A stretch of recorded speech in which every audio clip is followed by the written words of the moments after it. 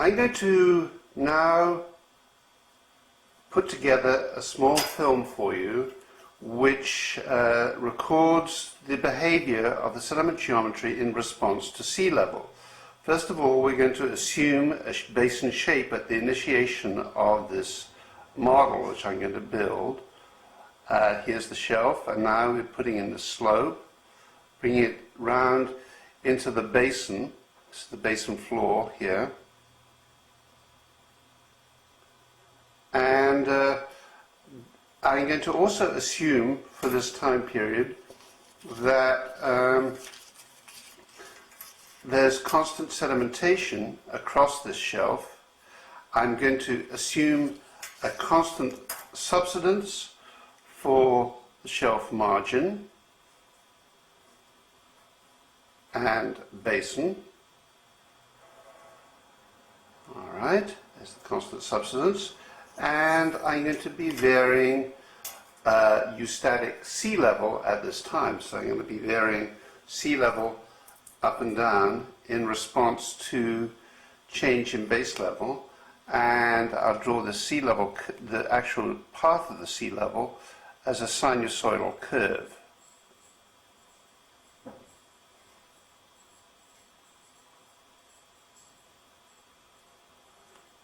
So this is the path of the sea level curve that we're going to follow. This is high sea level, and this is low sea level. And time is going in this direction. For this model, I'm going to be tracking then and producing the following sedimentary systems.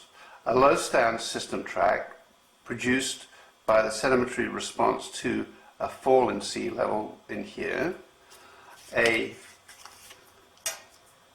low stand system track produced at the actual low position of the sea level. So you've got the falling sea level with a low stand, and then the low stand shown here. And then we're going to have a transgressive system track produced by the sea level rising rapidly here. And then finally, we'll examine the high stand system tract. The high stand system tract and the low stand system tract and the transgressive system tract are encompassed by sequence boundaries. The first sequence boundary then is formed when sea level drops below the shelf margin, as we see here, and starts to erode it. So let's have a look at this response. So what we're saying is then falling sea level in the early phase. So at this time, sea level is falling at its most rapidly, and it's falling faster than the subsidence. So we're looking at this sort of envelope in here, the falling sea level, and this is the beginning of a low stand system tract, okay, LST, and at this time we expect erosion to be taking place on the shelf, in a shelf here. This erosion is related to the fact that there's fluvial incision of the shelf.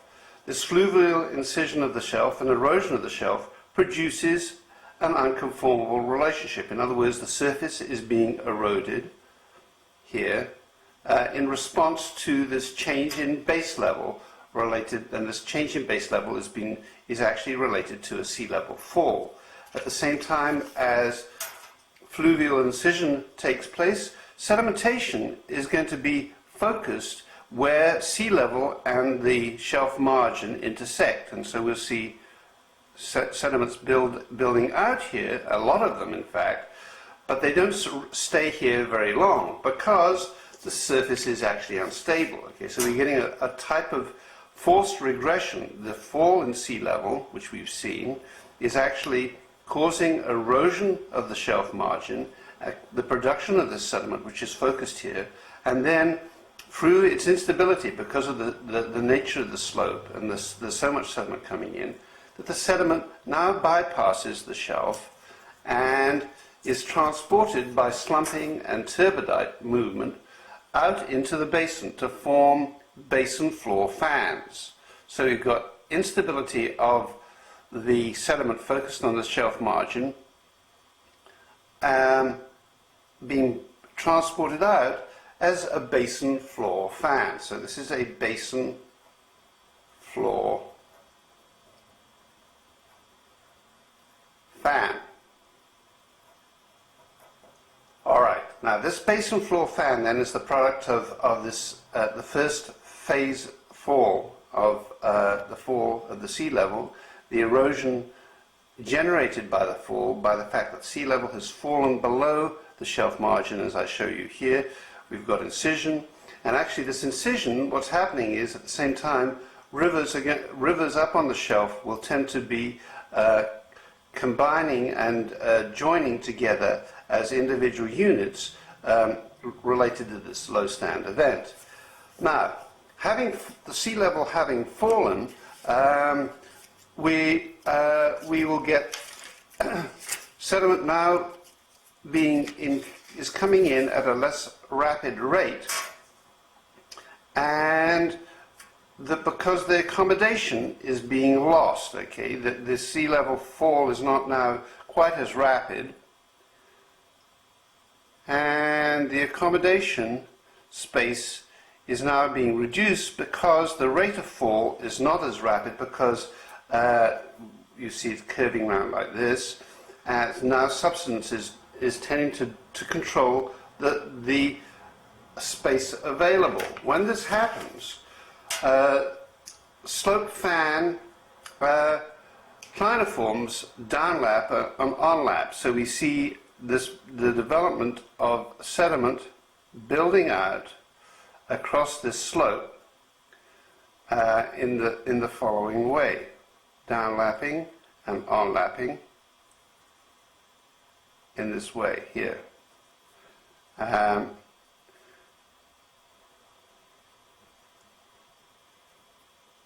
In response to a slowing in the fall of sea level. All right, because there's less accommodation, and the sea level now is dropping down to some sort of position like this. Then we see the beginning of the development of a low stand wedge, which is in fact prograding, in other words, building out seawards in this direction here, and onlapping up the shelf here. So it's onlapping and downlapping, and as we saw, the onlapping and downlapping of these fans, the slope fans. Here we have a slope fan. And now we have here building up a wedge, a low stand wedge of sediment, and as it builds up, so the sediments in a grade upwards. The character of this aggradation is probably, the position of the aggradation is controlled probably by the base level of sea level, and as sea level now begins to turn around on this curve here, you'll see it starts to rise again, and when this happens, the aggradation, the aggrading sediments which were start to thicken upwards.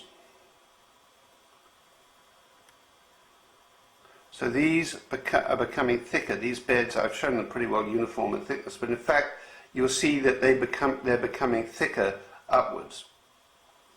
So this is the low stand system tract,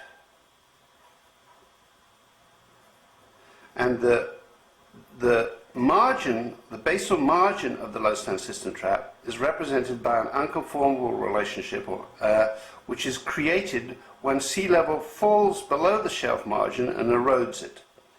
And then the upper surface of this low stand system tract will be marked by by evidence of transgression. The transgressive system tract then is